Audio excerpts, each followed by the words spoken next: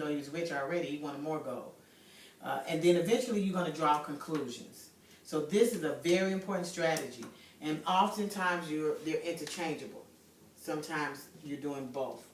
Okay, any questions on that before we go on? Okay, here's an example. We're going to work this together. I want you to look at the picture. And I know this picture seems simple. So first of all, what is the question that you have to ask yourself? What are they asking you? It's broke because. So that's a statement. The vase is broke because. But the question you're going to say is what? How did it break? Yeah. How did it break? Or who broke it? So that's a question. So, and then it's not explicitly stated. Remember I said before, if it's not right there in the text, explicit. If it's not in there, then you got to use what Joshua said, your background knowledge. You got to use your facts. You got to observe. And you put all that together to make inference. You visualize. So now I'm visualizing in my head, there's a, what in the picture? Who's in the picture? It's a cat. Joy, don't you have a cat? Don't you own a cat? Okay, so what are you saying to yourself about this cat and about this vase? What kinds of things are you saying? The cat looks kind of guilty. Okay, she said, The vase broke. It's right by it. It's right back. Very good. Very good problem solving skills. You're looking at the cat look guilty. They got a little funny look on his face. The vase is broken. Anything else you'd like to add, Joshua? Okay, so we are looking at background knowledge. The background knowledge here is Joy has a cat. So she's using that knowledge to help her make up her mind. So the analysis of this text is we're asking ourselves questions, we're visualizing the cat standing right there, and so the answer that we think, as we predict, and we make a guess here, is what? We're making a judgment here. Who broke the vase? Cat. The cat. The vase was broken because we think the cat did it. And so, now, with an inference, though, you don't necessarily going to get that confirmed. In this case, we're not getting it confirmed because we don't have another page that's telling us that, yes, you're right, the cat broke the vase. In some cases, you could be wrong. Maybe the cat saw somebody else break the vase, broke the vase, and they're just standing there. But this, from what we see and what we know, this seems like the best answer, right? Okay. So, let's look at our examples again. We're going to do a comparison and contrast again, but this time you're going to write on our chart that we have on the wall based on some of the things I've said already. I'm going to be putting up the words, our vocabulary words that we used before this lesson, and you're going to go on the board and write them where they belong. We have a T chart on the board, eyes on the board, Josh. We got prediction on the left, inference on the right. And I'm giving each one of you a sheet. And you only are going to put on the board the ones that are marked off on your sheet. Because you have two different sheets. You have 3, and Joy have 3. So go and use your special marker and write it where it belongs, under prediction or influence. Joy, you can go ahead. Both of y'all have a marker, so you can do it at the same time.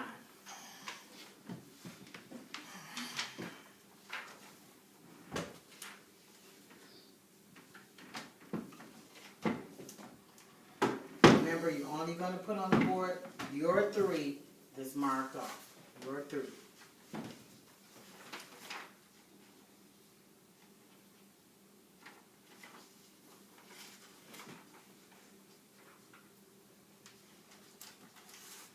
Comparison and contrast, similarities and differences.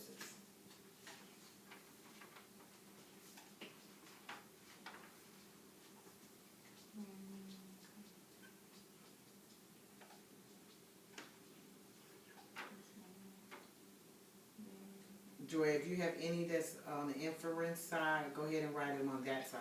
If any of yours are on that side.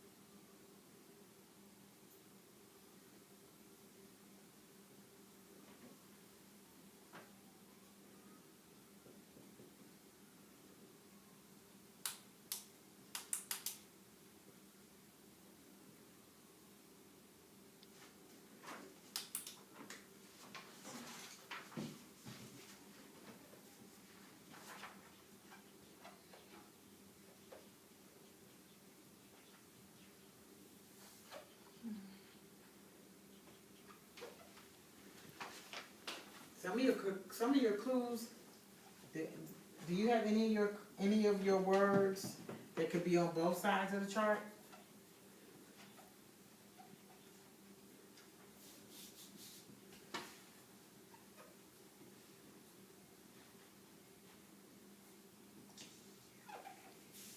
Okay, I guess that's how he answered that question, huh?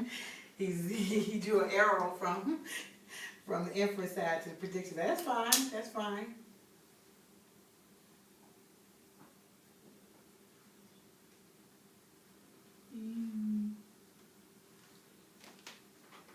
Okay, you done, Josh?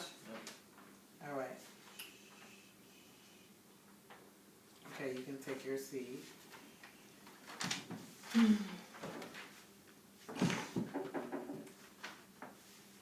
Okay, you done, Joy? Yes. All right. You can take your seat. And so,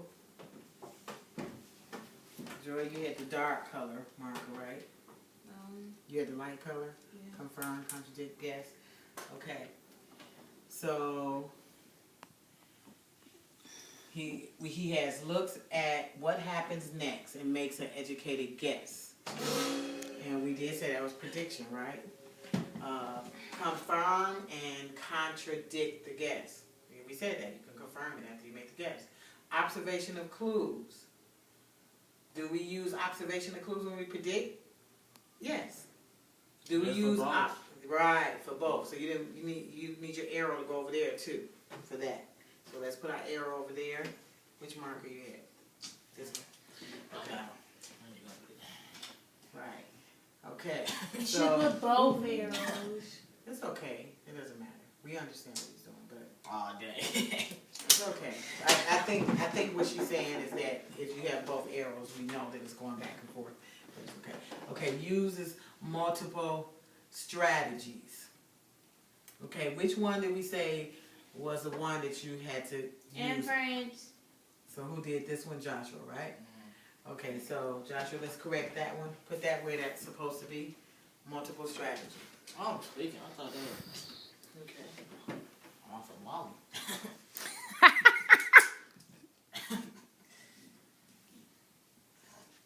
Just next time we got arrow.